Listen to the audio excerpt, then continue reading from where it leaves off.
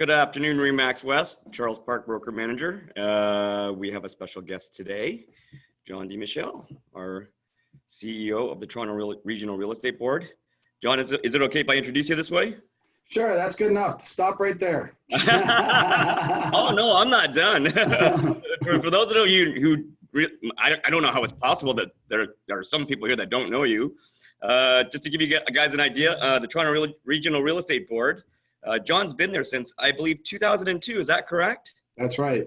Right. And you started to be our CEO around 2014, if I remember correctly. Yeah. Right. So you manage, or you were the CEO of the world's largest local real estate board. That's correct. World. So it is an honor to have you with us. Thank you. Thank you. So, John, I'm going to hand it over to you, and the floor is yours. Great. Thank you, Charles. One thing that I do try to say right out of the gates is if you know me, you'll know that I was a realtor for an active selling realtor for about 5.5 to 6 years. And then I was an actual broker for an equal and opposite time when I was working at as a broker manager for a large company. And at that time, the most significant part was you ran your brokerage as if it was your own. So I have a pretty strong idea of what you guys go through every day and how it works from a realtor's perspective as well as a brokerage's perspective. And also I served on several boards of directors, including CREA, the MLS Technology Council. I was on the board of directors at the Toronto Real Estate Board as well. So I'm very lucky to have had so much experience and be exposed to so many things. I've got great friends at Remax West, and including Charles and of course Frank, who I've had a great relationship for a long time with. And also many of the names I recognize on screen. So I'm very honored to be here. Thank you very much for giving me this opportunity.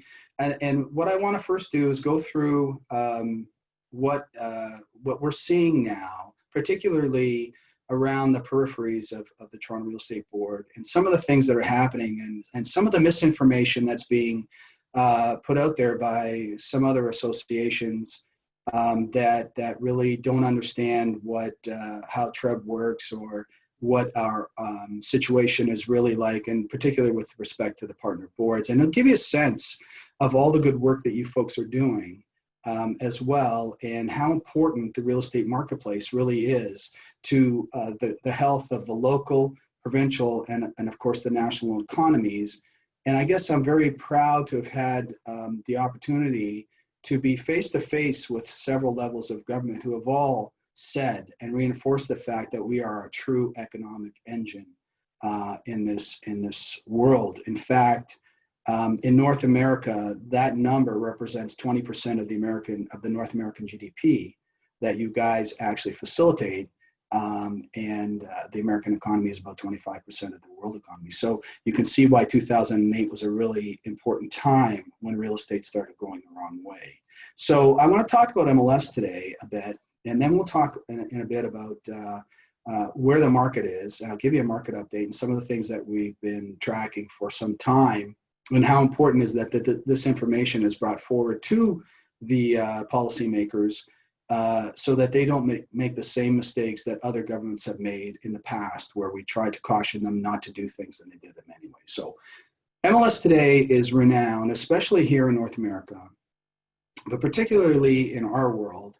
We've got excellent data, it's efficient and effective, it's transparent, it's very well organized, and it's envied worldwide. And what I mean by that envied worldwide is that last year alone, we had 6 visitors from around the world, including France, Austria, India, Japan, which sadly, I wouldn't take that meeting because I wasn't sure if it was real. But it turns out it was my counterpart from Tokyo who was coming to see how TREB did business here.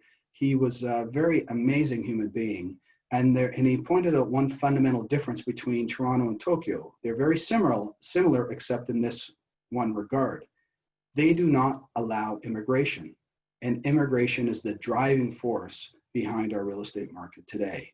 And so with some of the other factors, which we'll talk about later with respect to government policy, you'll see why we are sort of the growing jewel in the eye of the world economy in the greater Golden Horseshoe, and why I came up with this concept of the market and review and looking at the future of real estate every year in our Outlook report. And why we talk about things like building highways, infrastructure, and supply, because we see from our vantage point the realities of what's going to happen in our communities if we continue to work in municipal silos, and what will happen to certain things that we'll talk about in a sec, like quality of life. So we continue to increase our efficiencies. We're trying to solve this overlapping market disorder where you've got offices that are abutting each other, that are basically overlapping a certain marketplace. Like one of the examples would be Oakville and the Toronto Real Estate Board. Another one would be Barrie. And now in the East, we have our partner boards, which solve that problem. And then beyond now, Northumberland has agreed to become a partner board. So the other aspect that we look at and we try to review on a regular basis is, are people amalgamating? And they're not. And there's a lot of stress points with respect to amalgamations. But at TREB, we believe that there should be a local autonomous real estate organization in every municipality to do all the good work that they do.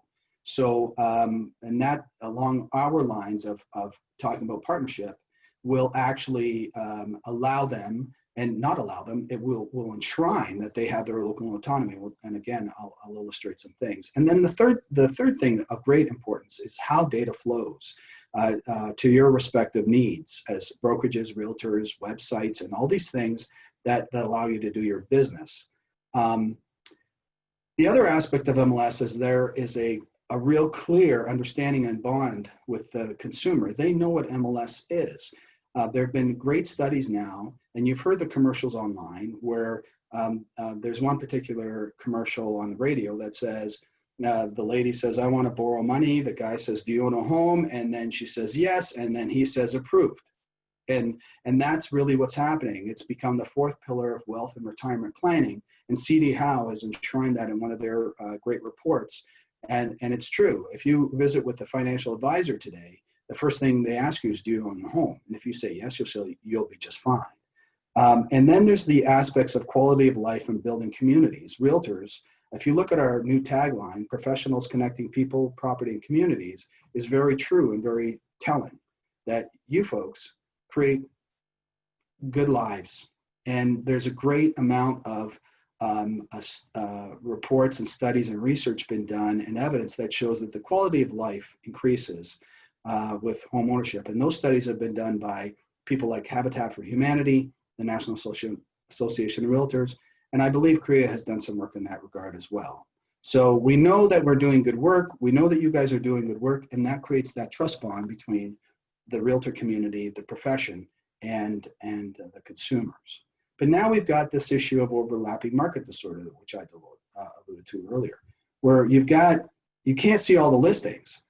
And we knew that was a problem, but we really didn't understand to what degree until it was brought to our attention by both Oakville and Hamilton, and we started to really look at it closely. So what if it was fractured or partitioned further? And what I mean by that is that there are people who are building platforms that effectively are keeping that information off of MLS. And now you've got, in your case, you're not going to see all the listings because people are keeping them confined within the platform and not sharing them. And yet after they're sold, they actually appear on MLS sometimes. But now it's starting to affect cooperation. But the worst situation here is that there's decreased transparency to the consumer. And when that happens, you start to lose that trust bond. And there are two aspects to MLS, which is the cooperative, which all realtors share. They're the offer of cooperation. You must have an agency agreement or some sort of relationship agreement. And there has to be the opportunity to offer some sort of compensation and cooperation. But both are coming under scrutiny. And then there's the technology. The technology, TREB is looking at it a completely different way. And we are revolutioning what revolutionizing what the MLS system is going to look like in the next 2.5 years. Well, probably in the next 18 months, you'll see some things which are really exciting and should make your lives a lot easier. In fact, it should empower the realtor, and hopefully the broker will be empowered as well. But as I said, both are coming under scrutiny, and there are class action lawsuits in the United States that say that this concept of cooperation and offering that commission has prevented the seller from negotiating a better commission structure, because they have to offer this commission. And it's a class action lawsuit. But the most important thing about this is that, yes, it's being defended vigorously by NAR and others, but they're also being represented under these lawsuits by the same people who went after the tobacco companies. So these guys successful in what they do and clearly have the funds to do so. And they've declared that they're not going to stop until it's resolved. But the sentiment seems to be that this is going to be settled some way, somehow. Also, in November of last year, NAR passed a motion about off-market listings, off-MLS listings, like exclusives, or they refer to many of them as pocket listings, as well as coming soons. So they passed this motion that calls it the clear cooperation policy, which says that if you have a listing and you are part of an office that belongs to MLS, the moment you start marketing that property, whether it's a coming soon or you put up a sign, doesn't matter, it must appear on MLS in order to preserve the concept that I mentioned earlier about transparency to the consumer and give every agent the opportunity to participate according to RICO rules. So that's now really coming to the forefront, and we have to deal with it. So as TREB, we look at it purely as one marketplace, and these are the opportunities. The local boards retain their autonomy. There's less bureaucracy. There's greater economies of scale. And we want to be able to provide all our members seamless access to all other related data. And you have it at your fingertips, like RealNet or Altus if you're a commercial person, RealTracker, anything that actually will give you an opportunity to be most informed. And as we go through our future-facing MLS, more of that information will be at your fingertips. And will make you a lot more efficient and effective as time goes on. Other opportunities are real-time access to data when you need it, coordinated efforts on all related matters with other associations. We want to reduce the duplication of services and costs, and I'm going to show you what those costs really are conservatively in a minute. And also, as I said, future-facing, transparency to all members and consumers, choice of stratus or matrix. Now, I know there's a lot of people talking, and I know RIA's been sending out emails about this provincial MLS or data sharing or whatever they want to call it, but I'm going to submit that there already is one, and I'll show you what that looks like. So here's the marketplace that we work in. If you look at this, all those lights, our members really do kind of do their business in this entire area. There are no real jurisdictions. You folks are all licensed for Ontario, and it appears that our members are embracing that because these are the listings that are on TREB Home today, and these are all listings that are in our database. So as you can see, when people talk about a provincial MLS, I think one already sort of exists. And in many of these jurisdictions, the mantra is, when they take a listing, the smart consumer asks, and the reason I know this is because I've talked to many agents, they will actually ask, will you be placing this on MLS, on the TREB MLS system? And now we refer to it as the marketplace. And because it's the marketplace, then we know that if you're looking simply, if you drill just down a bit, you can see that those numbers become very evident that TREB members, and a lot of these listings, by the way, are not on the local boards. They're not being interboarded. And I called several people and asked them why you're not doing this. And they said, they don't need to. We have enough information. I know the area very well. In some cases, they grew up there or whatever, but they feel confident and comfortable doing it, and they're doing great business. But if you look at it concentrated, this is a shot of Oakville. These listings are all on our system. And yes, we do have a data swap, but I'll show you later the actual numbers, but you'll see how one-sided this data swap really is. Now this is a snapshot of the Hamilton area. Pretty interesting that our members are taking all these listings, not necessarily interboarding them. This another area in Niagara, very concentrated, Port Perry area, and London, Kitchener, you can see how our members. But the question is, how many missed listings would it take to lose that trust with the consumer when you're taking them to a showing and across the street is a listing that you never showed them? And we know that the answer to that is one. And it does work both ways, because if it's not a TREB listing and we don't see it on our database, then you miss out on it too. But in our marketplace, those numbers really screamingly decline. But in these other marketplaces, the numbers are telling. So this is Oakville. And when they brought it to our attention, because it was Oakville that brought it to our attention, we started really looking at the numbers. So I actually did this work myself.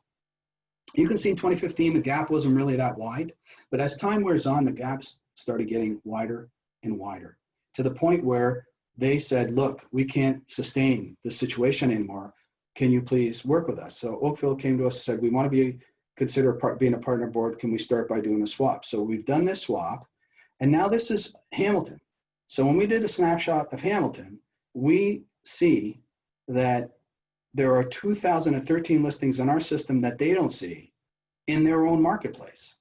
And they have 1,775 that we don't see, but it's still in their marketplace. So does it really matter to us? And we share 850 to 160. The reason we don't have an accurate number or a specific number on that 850 to 860 is because it's a moving target. Things change over the course of the day. So by the time we get their file and the time we get to examine our data, that number may have changed. So, but still, you can see that a significant amount, over half those listings, they're not seeing. So at 1 and 2 is not in their database, and that now continues. But when we look at the Oakville Exchange, we did a snapshot just a few days ago that really Oakville is only presenting to us 134 listings. We're giving them 1,418 that are TREB members taking listings. Now there are some duplicates that we have removed from here, and that tells us a truer story, that there's about 400 duplicate listings that are on both systems. But this gap is significant, and it's very difficult to justify.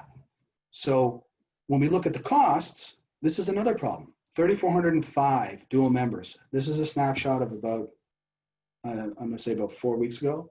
And all these particular folks, 3,405 plus the dual brokerages and offices, we have 136 subscribers to TREB, but the interboards with our fellow partners here and friends in Barrie, we were able to determine that it's about 11,300 listings. This small group of people have to pay an extra $3 million per year in order to try and do their business. Makes no sense. So we're trying to tell people, look, we're efficient, you're having a problem, but we can't just give you our members' data without any accountability, because the moment it leaves our servers, it's gone. And we've spent millions of dollars every year protecting that intellectual property. In fact, we've won at the federal level the fact that they've held up that TREB does own the IP and has a custodial rights over that information, and we have to protect it for you and the rest of the industry across this country. So what are the opportunities? Well, efficiencies, transparency for members and their clients, particularly for members, and then obviously by proxy, through proxy to their clients. The local board retains the autonomy. There's less bureaucracy. So obviously with all these things, you can get more services with economies of scale, but quality, speed, efficiencies all go up and costs go down. We can't seem to get everybody to understand. So I'm here to try and let you know that we're trying. We don't want you to have to spend extra money. And of that $3 million I showed you, TREB is the actual beneficiary of most of those dollars, but we'd be pleased to give it up if we could save you folks that money on the ground. So the other issue is people say, well, why don't you just share the data? Well, because it spawns lawsuits. And we've had a couple of incidences where, well, you can't fit like it says, no square pegs and round holes. We had a situation where in Oakville, they have 2,000 characters in their matrix system. We have 200. The reason we have 200 is because our members didn't want it spilling over onto 2 pages. Fine. But there was a line in the client remarks that said the buyer agrees to take over the air conditioning lease. And there was full stop on our system. In their system, it continued, and it said for $75 a month for 60 months. That's a pretty significant disclosure that was missed by our guys. So obviously problems arise, and we had to intervene a bit. And then the other thing is, because it's not the same language. When CREA gets that listing, it's not interpreted the same way. So sometimes many times we see semis identified as townhomes or row houses. It just doesn't, it's not English to English, it's sort of English to a different language, and it just doesn't work. And that's how they got in some trouble in the United States. When you do exchanges, you actually create problems, particularly if the prices don't change or match. Again, reduced duplication, transparency, coordinated efforts, future facing, and now with our RFP, which we have been working on really hard for the last several months, we hope to provide you much more flexibility and much more choice on the interfaces that you are going to be able to use. Also, the local board, and these are the reason I'm saying this is to make sure that everybody understands that, we are not megalomaniacs. We're not trying to take anybody over. We just want an efficient marketplace.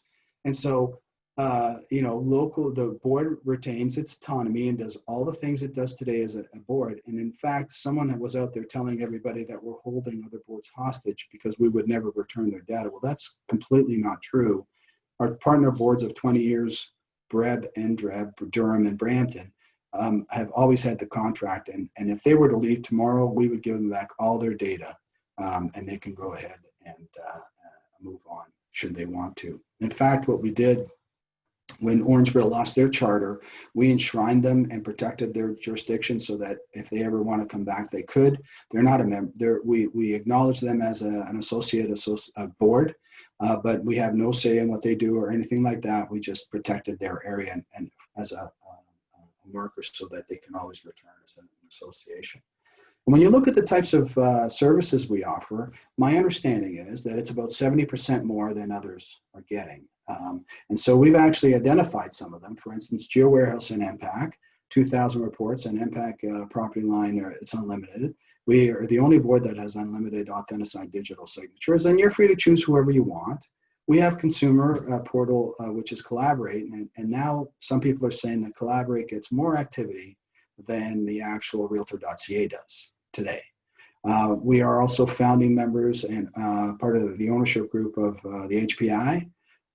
We have invested into the commercial marketplace, and we have a very, very comprehensive tool set, including right now.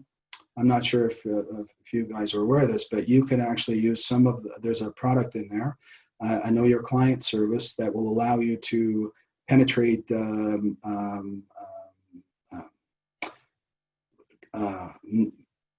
not just certain information, but detailed information about how some commercial deals have been structured, or non-public information, but you can buy those reports today. And RealNet offers you information on things like new homes, when they're coming up, what's available in new home subdivisions. You can sign up for notifications. And we've recently signed a deal with Matrix to allow you to have choice between Matrix and Stratus. In fact, we're testing it now, and hopefully by the middle of September, you'll be able to go on and decide whether you want to use Stratus or Matrix, and it should be just as robust as the other. And I also failed to mention that you can get a status certificate online through the Stratus system and some of our tool sets if they're participating, and you can actually look behind numbered companies to see who actually the people are, so and buy those reports. Part of the partnership allows you to have rules and we all have to have on the same page on rules and policies. Our AUA has been held up in court, as well as the Bureau has held it up as an important method of protecting the data, as well as the appeals court. We all work off the same arbitration guidelines and bylaws. We all have jurisdictional guidelines to hearings. We all commit to cooperate, and we have 2 representatives from our partner boards on the MLS committee, and the board has agreed to allow them to have 1 vote at the table. And again, so all these things line up to the fact that we're trying desperately to save you money and give you more convenience and create that efficient marketplace, but we need willing partners. So if we're not getting in the way of it. If people don't want to do it, that's fine. But certainly we are doing our best to bring this all to you in a seamless way. And here's the real reason. After it was brought to our attention, we started really looking at the numbers, and we're very evidence-based. In other words, we try not to make any decisions unless we have the evidence behind it. And I have to tell you, since I've been CEO, we don't make those decisions unless I see the evidence. And here's the evidence. So over the years, that blue represents how many listings we've been taking through MarketWatch data outside of our actual marketplace. And you can see that the number of transactions, the percentage of transactions, the share is growing every year. And we're in that place right now. So you folks are taking listings outside of what we would consider the TREB jurisdiction.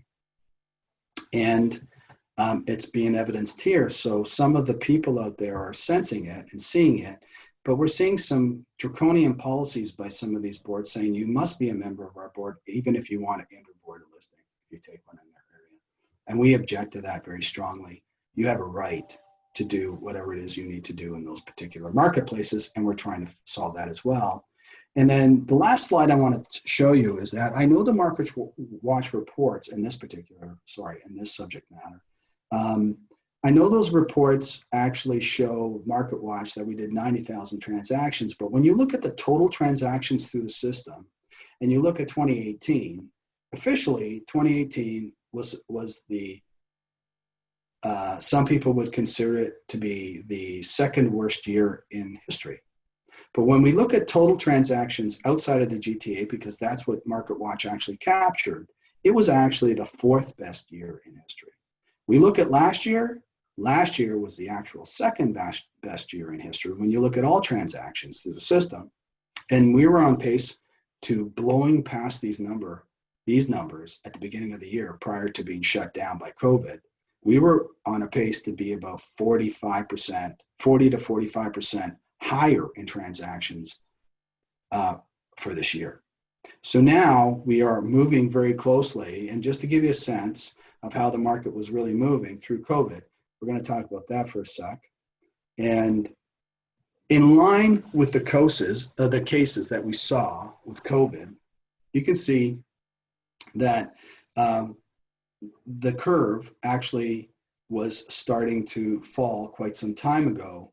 And it mirrored the activity that other things were going, that governments were policy passing through hubris, trying to affect people's choices, and they did a good job.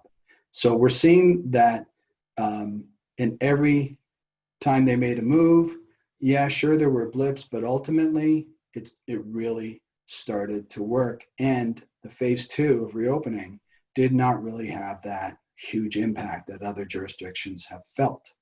So when we look at the equities market, similarly, we saw a sharp decline equal and opposite to the number of cases, but all of a sudden stable and continued growth. So we've been tracking since day one to make sure that we were knowledgeable about what was happening in order to talk to the government and let them know what was happening in our world. So this is an interesting slide to look at how jobs were being managed throughout this time. And you can see that even though we were shut down, we were starting to see job postings creep up. So the good news is that people weren't in fact being affected to the same degree overall, and there was less shock in the areas where the wages were a bit higher. So this tells us that the marketplace, in fact, would probably remain buoyant after things opened up. And that's what we saw. In fact, at one point, there was maybe 30 transactions a day when it first happened. Within 2 weeks, we were up to 60. 2 weeks later, it was about 120. 2 weeks after that, it was 160, and so on and so forth till we hit about a steady state of 270. Now, today, we're over 450 every single day. In fact, in one day, we topped out at a record of about 520 transactions in one day. Some people are saying maybe that's the spring market. I'm going to say, and I maintain, this is pent-up demand that we saw artificially created by the fair housing policy of the previous government a few years back, and people find a way to buy homes, because I don't think anybody sits at their kitchen table in the countries outside of Canada before they come to Canada and say, look, let's move to Canada and rent. Okay, that's not the goal. They may start off by renting, but ultimately they want to come to this country to forge a new life and to own their property and have a good life, a quality of life that they perhaps weren't enjoying before. And we saw that in spades when they started coming back into the marketplace. And then also, when we look at unemployment, makes sense. Shut down, April got worse, May was worse, but now we're starting to see that a huge turnaround in the employment complex. And what's important with that is, I just hope everybody keeps wearing their masks. You make your own choices, but I just think that what's happening in Alberta right now, and what's happening in BC, and certainly in parts of the United States, because people just aren't paying attention, the death rates are climbing, and we certainly don't want to see a second wave, because we will return to what we see here, particularly in March and April, and that would have a devastating effect overall on the economy. So the other good news is that the Bank of Canada started cutting their rates really early. And because they started doing that, they must have anticipated, and they moved into this near zero position, which still exists today. They didn't go into negative territory, but what this allowed them to do, being at zero, is now they can recover much quickly. They can make really quick decisions and be able to continue to have the market really move in the positive direction. And these are the types of things that we at TREB need to be cognizant of in order to, as I say, provide the confident advice, or at least foresight or insights that we have to help others make that decision. When we look at the actual bond markets and the mortgage market, that spread is still there. And we believe that there's room now to actively provide stimulus, although we're telling the government don't do a thing. And there's a reason that we shouldn't do a thing, because we don't want to revert back to the insanity that we had in 17, 16, and 15 without the appropriate supply. And I think there's a lot of good news out there. You may have seen Evan Siddall, the CEO, unfortunately outgoing CEO of CMHC, maybe fortunate, I'll let you arrive at your own opinion, because he's also talking about taking away the primary residence capital gains exemption. But at the same time, he's saying that TREB is making some good and rational, in providing good and rational input to the government, and cautioning on providing stimulus. We're still saying first-time buyers should be incented, especially with land transfer tax in the city of Toronto, because that's a huge nut. But at the same time, we're saying exercise caution, because the market seems to be taking care of itself. And then again, if we look at monthly sales, we are starting to really move into the right category here. July is looking similar. I think we could end up closer to 10 by the end of this month, looking at the numbers.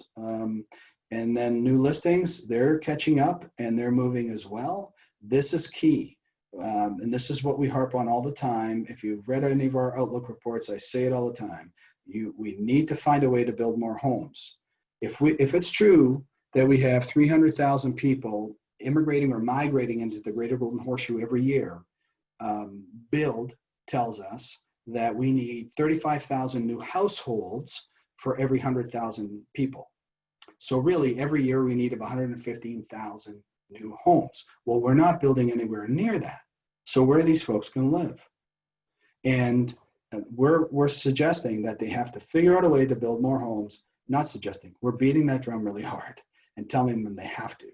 And now average price. So here's that marker that people don't like to really see. If average price continues to creep up, there are going to be more or less and less people that are going to be able to afford a house, particularly this generation that seems to be getting pushed out. And their choices are 500 square feet condo, or go borrow money, and people have to downsize in order to fund that. And I'm not doing that for my children, just saying.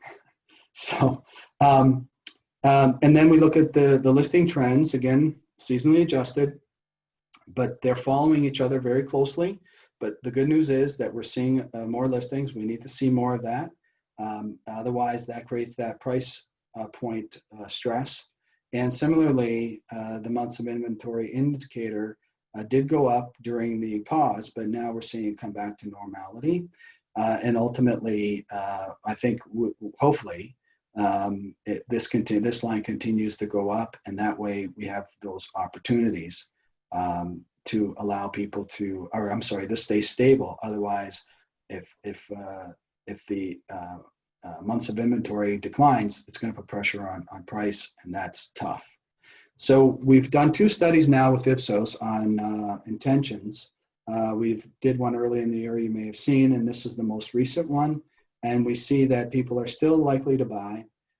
It's a high percentage and not quite as high as in spring 2017, but it's early, and the recovery will have some other issues to do to influence these types of things for buyers and sellers. And same sort of thing, sellers are still interested in selling. We want to be sure that we still bring to you some more intelligence on this as time wears on. And certainly in your marketplaces, and I do make calls and ask brokerages all the time, how's it going? Tell me where you are, tell me what's happening, so we can provide the appropriate input to government agencies as to what to do. And again, if we look at system sales right now through our system and the average price, you can see on the right slide that average price is still creeping up significantly, but we need to really consider, this is throughout the system, not just in the GTA, how to get more supply, and we make those statements on a regular basis. So that's the new homes market now. They have a same sort of challenge, obviously, during COVID. But we can see that the marketplace is still pretty buoyant. People are buying and selling. They are selling, we're buying. And certainly we're seeing more upward pressure, but the condominium market seems to be getting the brunt of the negativity. So although they forecast them to be strong, we're seeing now that, still the condo market is where the activity is in new homes, but it's still, there is pressure starting to mount. And we'll see how this plays out in the next little while. And that's where we'd like to see more inventory, of course. And similarly, the impacts have been great. This is no shock to anyone. We would have anticipated that. It's very hard to have a sales office that's empty and you can't open it. So how can you sell property? And in fact, as you may know, there were certain condos that weren't allowing any showings, even though there were listings there. And it's still in quite a flux, as there are rules as to how you can show it now in some places, and if you can use the elevator, how many people. There's a lot of restrictions. And then we did see that influx of Airbnb properties that are coming on because they just don't want to be in that business anymore, as more and different, more strenuous regulations on how our Airbnbs can operate will be coming up in the next little while.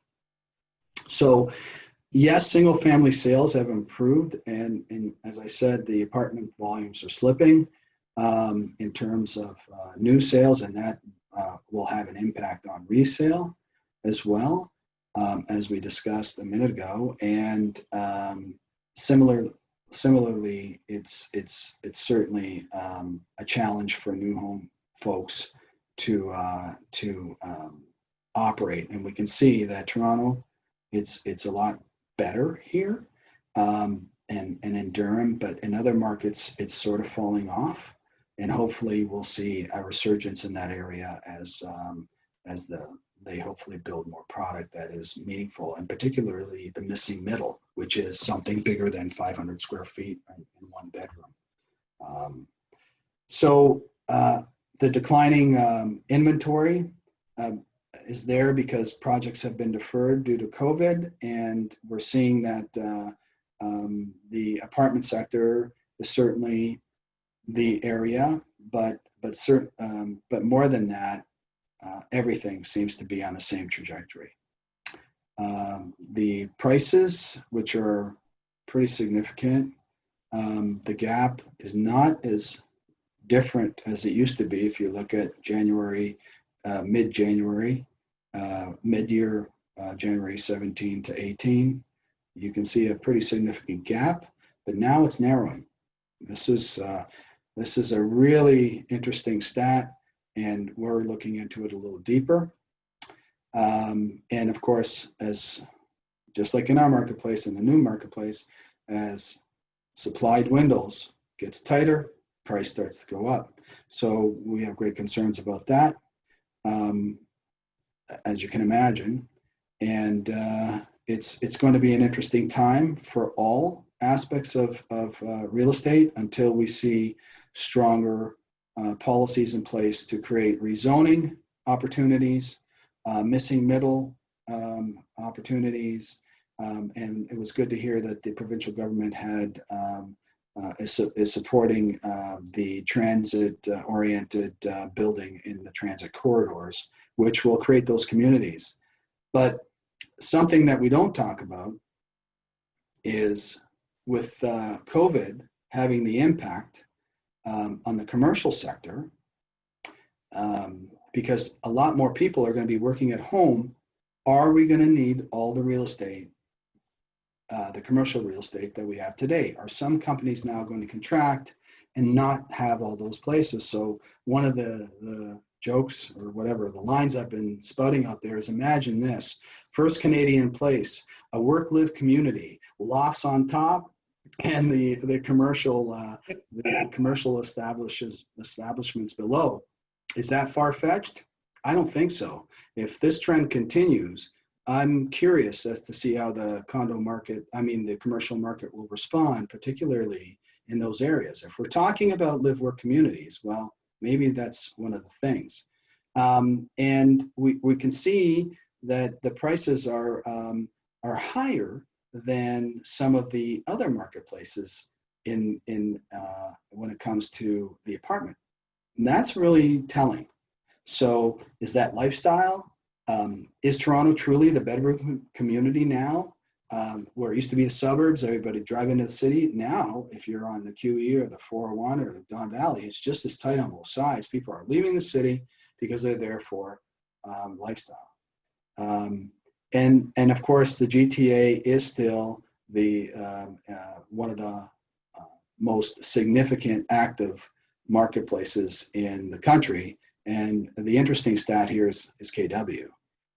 So Kitchener is obviously perhaps enjoying that whole concept of drive till you qualify phenomenon, and Hamilton is not quite there, but the change is definitely there, but perhaps in a different way. And I think what we have to keep our eye on right now is what's going to happen in the GTA and the Greater Golden Horseshoe, and try to influence that. And I know that most of you folks are a part of that. So same sort of thing. The job losses and some of the age groups that are affected are not really going to have the impact on what we identify as the buying public. But there are some sentiments that were concerns with respect to rent. The rental market appears to be changing somewhat, and we're looking at exactly what this looks like long term. But you can see, as we have marched through this year, that the price of renting, and this is really good news, because not everybody can afford to buy, And from an investment sector and from a just stabilized effect on peoples and the general population, we need to have a livable city that will also fuel and bring in talent and smart people to work in our industries across the GTA that eventually will buy properties and so on and so forth. But really just to make it a more efficient and livable and enjoyable community. We want good people that can help us grow the economies and in our cities. And this now will hopefully help people recruit talent into our area and give people the opportunity to live a decent life. And the conditions are such now that we're starting to see this opportunity, which everybody were shaking their head at, when we heard that the one bedroom on King Street West went for $4,250 a month. Saying it out loud now doesn't have the same shock of when I read that about a year ago. So these are the kinds of things that we don't want to have as part of our daily narrative, that, yeah, you want to rent in the city, it's going to cost you $5,000 a month. Well, for a one bedroom, that just makes no sense. So we need to be aware of it. Rentals have become a large component of what we report on, what we have in our system. And I know that there are a lot of realtors that are very good at managing rental properties and also placing renters. So that's it. I know it's a lot of information in a short period of time, but I want to make sure that you get value for your money.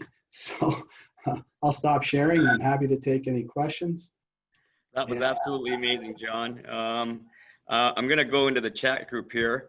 I'm going to back it up just a little bit to go back to where some of the first questions were coming from. John, we actually spoke about this a couple of days ago when we had a chance to do a quick one-on-one. The loss of Connect. Sure. Did you want to bring us back up to speed as to what transpired there?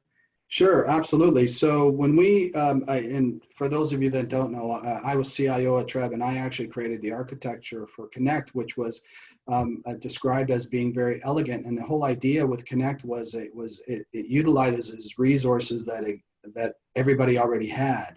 And what I mean by that is it was costing us per member, it was like 36 cents a year.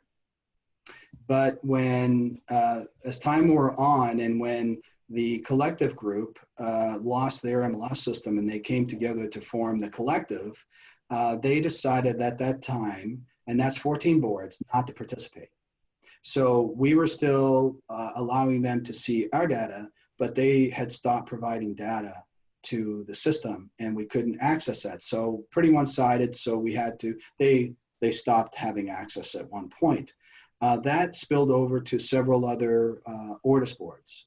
At one point, at the very end, we only had, I think, 4 boards that were still participating. It may have looked like you were looking at data, but it was not. It was old data, and it was not being refreshed by these other boards. And so the decision was made not to allow it. There's a second reason. It is a vulnerability for us. Once the data is exposed and available, unfortunately, we had people stealing data at a pace that I've never been able to really reconcile in my mind. So why are we chasing other realtors who are scraping data from the system? This is unspeakable. So the decision was made to by the board. This goes back quite some time, to extricate from Connect. So unfortunately, that's where we are today, but we are looking at other options. Similarly, when OREA dropped the UDSA, supporting UDSA, which I guess they just didn't know that it was their agreement, it was their regime. They came out and said, well, we're not supporting UDSA anymore. That left us without a mechanism to actually go after people and an infrastructure for things like professional standards and arbitration, misuse of the data. Those are the kinds of things. It's a real challenge for us, right? So we had no choice but to create our own subscriber agreement, which we're working with Ortus on now. What would you say is taking these knee-jerk reactions of not having access to a listing that is not currently listed on the Toronto real estate system and subscribing to these outside board membership applications. Do you see that as being an issue, or because you mentioned the duplication of services? Like what do we tell an agent that wants to be a member of the Hamilton board, for example? So they have subscriber agreements, and that's we have a lot of subscribers, like 140, and that's pretty much how it works. But the phenomenon that I'm trying to illustrate is that we have more dual members, like significantly a ridiculous number of dual members, because it's part of their marketing offering. It's their differentiator. I'm also a member of the Toronto Real Estate Board. Two quick stories. Yes, Connect is something, but people complain. I never heard so many complaints about anything as they complained about Connect, because they wanted it to be an MLS system. But the other associations agreed that it can't be an MLS system. In fact, at the beginning, you couldn't print it or email it. You couldn't do it, because they didn't want it to happen. So we're looking to replace it with something. But subscriber agreements have been in place for a long time. In fact, when I was first in real estate, I was a member of 3 boards. I was a member of Hamilton, Oakville, and TREB. And I needed it for my business. And it's very expensive at that time. But I don't agree with that. I believe that we should have an environment, one database, one point of entry, so you have singular, accurate, timely information that everybody has access to.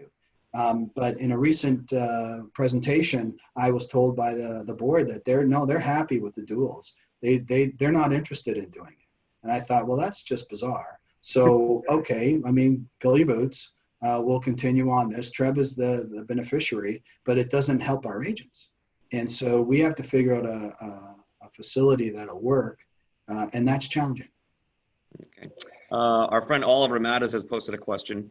I'm not sure if you can read it on your side. It's quite long, but I'll read it for the folks who aren't looking at their chat boxes. It says, John, I heard Century 21 has their own proprietary virtual office websites, VOWs, I guess, MLS app called Remarketer. They claim in this VOW they have data from both TREB and Ortis, right? This particular broker from Century 21 said they are staying ahead of the curve by investing in their own proprietary MLS and not waiting for the boards to provide their agents with all the data on one platform. Is this the way of the future, where brokerages create their own MLSs through a VOW and use them as a recruiting tool? Or is this an inappropriate use of TREB and Ortis data that may be subject to legal action? That's a great question, Oliver. I will research this now, and I will look at it simply because this, in my opinion, needs to have some people's eyes on it. Let me just put it that way, because that effectively is not the intent of what a VOW is supposed to do. So I'm curious myself as to how they would get it, since Ortis does not have VOWs. I can say from personal experience, I also obviously keep up with a lot of the technology that's out there. You know, we all have friends that have spoken to us about the impending arrival of Zillow, if they're not already here, and how their system pretty much mirrors like an MLS system. Sure. Yeah. Do you believe that these technology companies that are entering our marketplaces are partners, or are they our competitors? I think there's room for everybody. And, you know, I know there's other organizations like that provide the service of being a consumer-facing portal. I think as long as they continue to serve the members in the manner which that the members want to be served, it doesn't matter to us, and it shouldn't. So realistically, if they start behaving differently, or perhaps let's use the word badly, then TREB would take a position to see, you know, what's in the best interest of its members and the consumers. Certainly, it's always about our membership. That our mantra is members first. So if they crossed any lines that we felt were beyond reality, but let's face it, right now, Realtor.ca is effectively trying to move itself into that world where, you know, they're asking people to sign up and to receive property matches and that sort of thing. So there's no real difference, right? it's a matter of choice, and I think members should choose and should have the right to choose whatever they want. So I'm not sure if you can see this, but on the Zoom chat, there's one particular app that's been mentioned here at least 5 times, and that's House Sigma. Right. Have you had a chance to take a look at their app? Yeah, at this point in time, I don't think I can comment on it. Okay, all right. So, John, I had actually a question of my own. You were on obviously the call this morning with Rico for the Yeah, sure. Tressa. Sure. You see it with the changes that are pending. What changes can we expect at the Toronto Real Estate Board level? I think that really at this point in time, the way I see this, Tressa, is it's a lot of good things. It really is mostly, I would suggest that if we look at the personal corporations, let's look at exactly how they come up with all of it. Everything that is part of Tressa. I was very fortunate to be invited by the minister several times to talk about it and to go through our perspective, because let's face it, other organizations perhaps are not as close to their feet on the street. So we go to our members and we get their perspective. When it comes to personal corporations, I think that that's one area where we really want to see what the regulations are. How can they, a blanket statement is one thing, but our members who have sub-brokerages, let's call them sub-brokerages, they're going to want to make a qualified decision. Do I want to continue with a sub-brokerage, or do I just want to personally incorporate?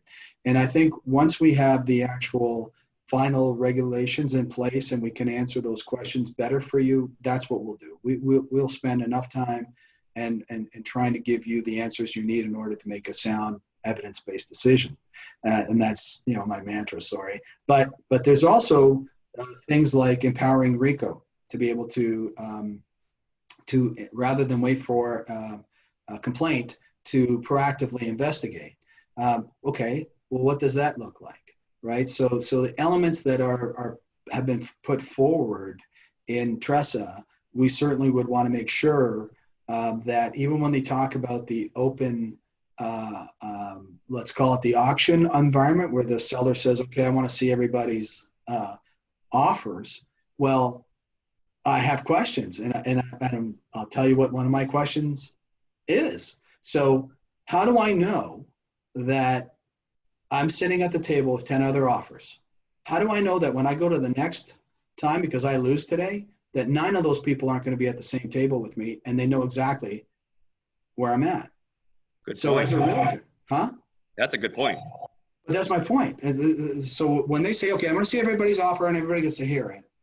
Okay, 10 people, 1 person wins. Okay, 9 people go to the next offer, and now what do I do? So, they've already seen my best offer, right? Yeah. So now that or this, now the seller says, okay, I'm going to send everybody back. Oh my God. Do you understand? Like, I'm having a hard time figuring out, okay, how is this good for anybody? Well, the sources that I know that they're trying to open it up to auction, so they needed to insert that provision in order to make auctions possible. Do you believe that? Auctions are already possible, Charles. There's an actual form that you can use, and there are companies that are auction based. These things have been going on for years and years and years.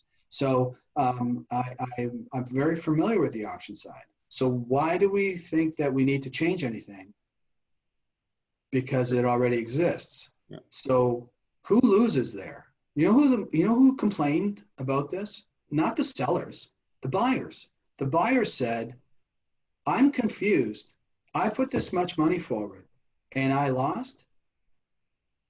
Something's wrong. And then, there's other people accuse other people, the story. So that's why the regulations along this is going to be very important.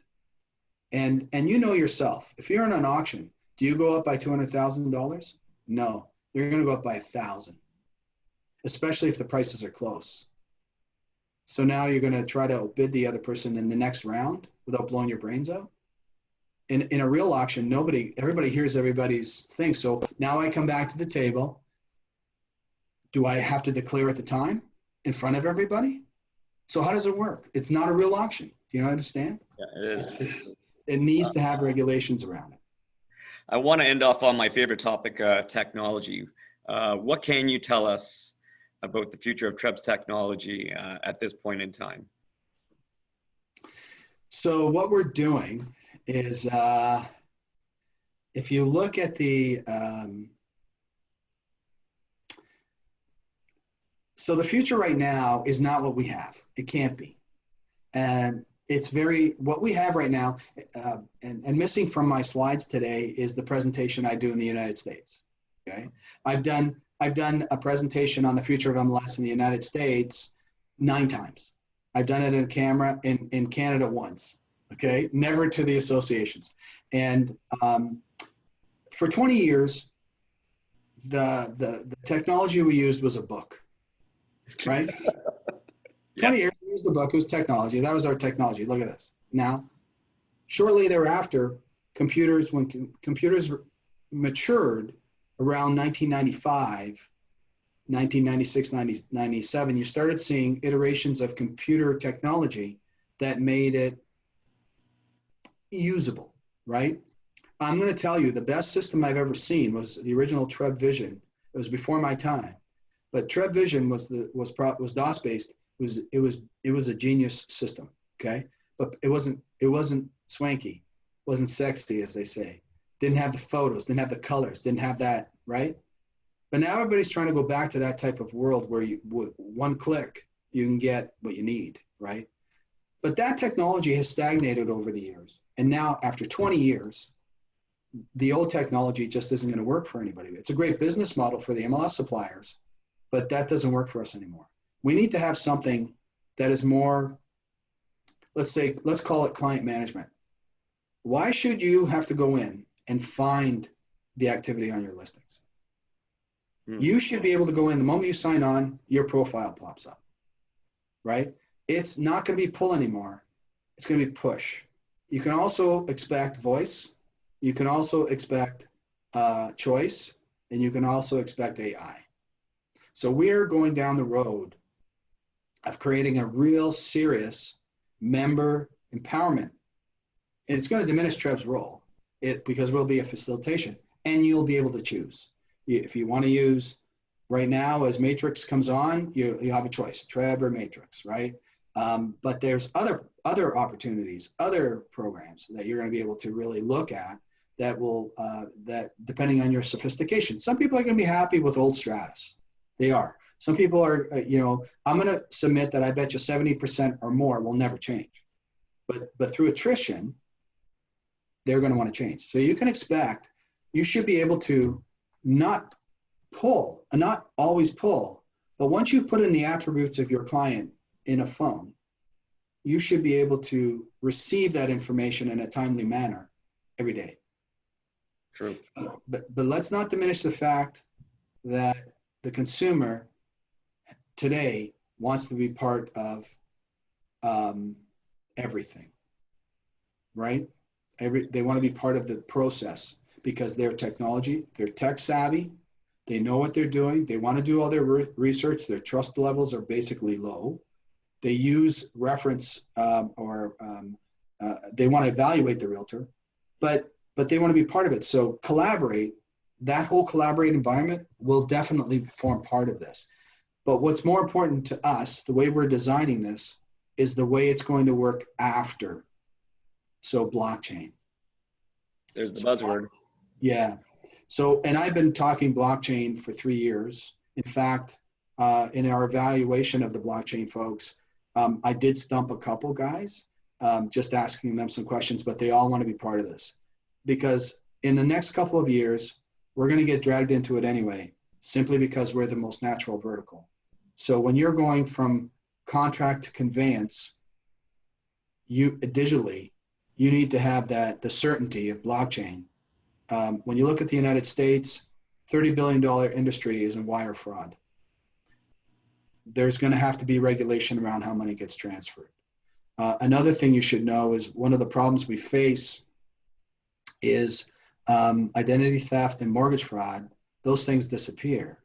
But things like employment or income statements income verification letters. Those things you shouldn't have to go find. They should be available to you, right? And it should be a reliable source. And those are the kinds of things that will be demanded, because that's how realtors get sued, right?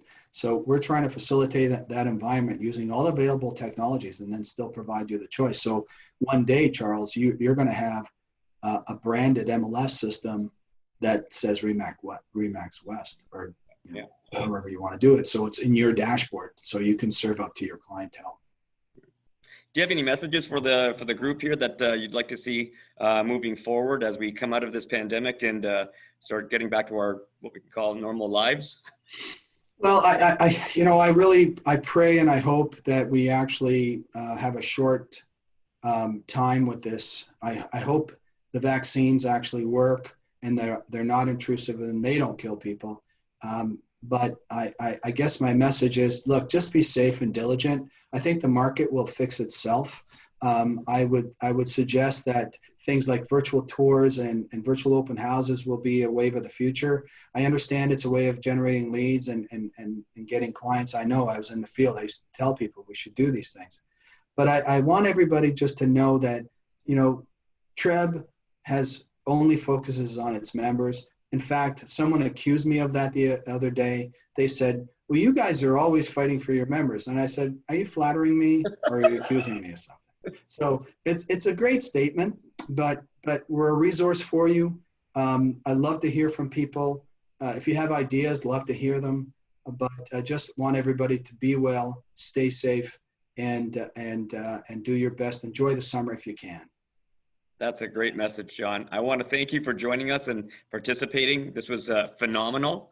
I just would love to have you on again if you're up to it. And absolutely. Great. And we wish you the same. Have a safe and happy summer, and we'll definitely have to see you pretty soon.